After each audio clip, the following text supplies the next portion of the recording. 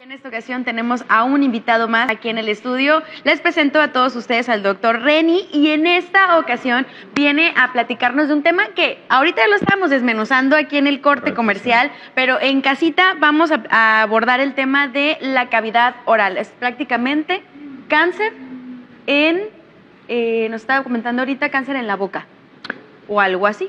Sí, buenos días a todo el público. Gracias por la invitación. Sí, hoy traemos un tema que es las lesiones premalignas y el cáncer de la cavidad oral, ¿no? Okay. Y afortunadamente no es muy frecuente, pero sin embargo vale la pena mencionarlo porque sí, cuando se presenta es muy mórbido, ¿no? Quiere decir que deja mucha secuela el tratamiento, ¿verdad? Por todo lo que implica, ¿no? La cavidad oral, ¿qué es la cavidad oral, no? La cavidad oral pues es una estructura anatómica, ¿verdad? Que está compuesto, pues, antes que nada, pues, afuera están los labios, ¿no? Por supuesto, ¿no? Que es la apertura de la cavidad oral, pero también, pues, es la lengua, ¿verdad?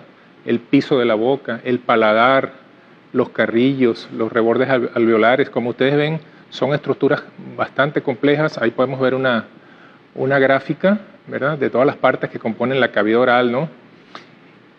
Y lo menciono de esta forma porque, pues, no hay como tener el conocimiento, ¿no? Y en ese sentido, pues, en cualquiera de estas áreas pueden hacer una lesión premaligna que puede degenerar en un cáncer, ¿no? Totalmente. Sí. Y es que, como bien mencionamos también fuera de cámaras, el hecho de cuántas veces te hacen un chequeo justamente de cada zona de la cuestión bucal. Pero hablemos de qué es la leucoplastia. ¿Es bien dicho? Sí, leucoplastia. ¿Es una forma o es algo para poder detectar este tipo de cáncer o qué es? Bueno, generalmente el cáncer de cavidad oral no es una lesión que aparece de la noche a la mañana, abruptamente, ¿no? Sino que muchas veces pasa por una fase que llamamos premaligna, ¿no? Y una de ellas muy característica es la llamada leucoplasia o leucoplaquia, ¿no?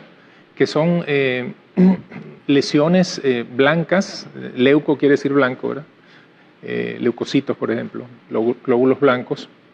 Entonces, estas son lesiones muy características que a futuro se pueden convertir en lesiones premalignas. ¿Por qué aparecen? Bueno, obviamente son los mismos factores de riesgo, ¿verdad?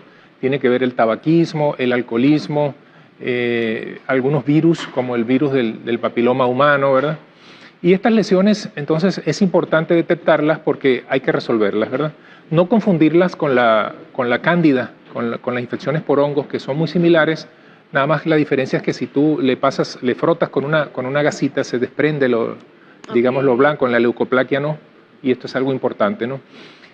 Por supuesto que es importante la labor que tiene aquí el médico primario, pero también el odontólogo, ¿no? Que obviamente pues esa es su área de trabajo. El odontólogo pues normalmente está capacitado, o esperamos que así sea, para detectar este tipo de lesiones y referirlas pues al médico que le compete, ¿no?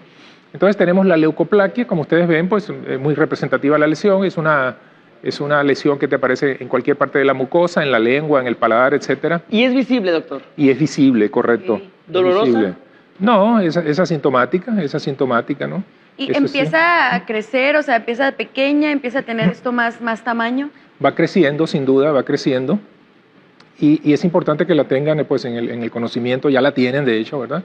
Los que afortunadamente están viendo este programa. Entonces existe la leucoplasia, ¿no? Sí. Y también existe otra que es la eritroplasia. Que justamente es la que quería preguntarle cuál es la diferencia entre una y otra. Bueno, la otra básicamente es una lesión, pero es rojiza. Ah, okay. Rojiza, ¿verdad? Que tampoco es normal, ¿no? Ahí la ven ustedes. Son áreas que puede ser en la lengua o ahí en el vestíbulo. ¿Esta tiene algún dolor? ¿Verdad? No, también son asintomáticas. Todas. Por ello es que no las vamos a detectar, simplemente es con una inspección, ¿verdad? Asomándonos en la cavidad oral, revisándonos pues en un espejo la cavidad oral, palpando, ¿no? Alguna área indurada que pueda ser anormal, ¿verdad? Y acudir, ¿no? Leucoplasia y eritroplasia. Los factores de riesgo pues, son los mismos, el tabaquismo, el alcoholismo. Estos dos factores hacen algo que se llama sinergia, ¿no? Que cuando la suma es mayor que el producto, ¿verdad? En el sentido de que juntos va aumentando el riesgo, ¿verdad? Hay probabilidades más altas. Doctor, algo importante, hablamos de una cavidad vocal y vemos que por ahí pueden aparecer este tipo de síntomas, pero en realidad sí hay lo que es el cáncer dentro de la cavidad vocal, o es en cierto músculo o es en cierta zona. Sí, también pues obviamente hablamos de estas lesiones premalignas porque sería el escenario ideal, ¿verdad?, para diagnosticar las lesiones premalignas en el cáncer de la cavidad oral, que cuando se dejan evolucionar, ¿verdad?, sobre todo pues en personas, insisto, que fuman, que toman, que tienen mala higiene dental, ¿no?, o piezas que pues termina en esto, ¿verdad? Este es un cáncer de la cavidad oral. Este es el sitio más común, que es la parte lateral de la lengua, ¿no? Desde luego que el virus, el VPH, ustedes lo conocerán, ¿verdad?, que está implicado en el cáncer de cuello uterino, pero también con la liberación sexual, pues, y las prácticas de sexo oral también, pues, desde luego, es un factor importante para la génesis del cáncer de la cavidad oral, ¿no? Digamos, en la época moderna, el virus del papiloma humano, ¿no? Entonces, todos estos son factores que van a propiciar, pues, un cáncer de cavidad oral. De ahí la importancia, primero, de reconocer si tiene los factores de riesgo y disminuirlos. Y de plano, si no puedes, pues estar con un seguimiento, un chequeo continuo para detectar estas lesiones en etapa premaligna, ¿verdad? Ahorita mencionaba la palabra clave que creo que son factores de riesgo del cáncer de boca. Ahorita comentó algunos, ¿hay algunos otros más que nosotros podamos detectar hacia de cierta manera? Sí, bueno, los que mencioné son los más importantes: el tabaquismo, el alcoholismo, por supuesto el virus del papiloma humano, también el virus del VPH, ¿verdad? Todos los pacientes en general que tienen inmunodeficiencia, trasplantados o que tienen infección por virus de inmunodeficiencia, siempre van a tener más riesgo de tener cáncer, ¿no? Doctor, por ejemplo, aproximadamente cuando sale alguno de este tipo de síntomas, desde que empieza a salir, ¿como cuánto tiempo prolongado ya se ve justamente como la fotografía? Sé que los cuerpos varían y las enfermedades en unas personas avanzan más rápido que en otras, pero ¿cómo sería el detectar, decir, ya tengo que ir con un doctor? Porque a veces nos vemos algo y decimos, ay, se me va a pasar en unos días. Es una ampollita. Pasan esos días y esa ampolla no se quita. Claro, sí. Sí, bueno, la pregunta es muy importante porque pues tampoco vamos a caer en pánico por a veces pues nos mordemos digamos, la lengua o el carrillo, que es la mucosa, pero sin duda que el cáncer, como decía, no es de un día para otro, son procesos, digamos, de meses, incluso a veces de años, ¿no?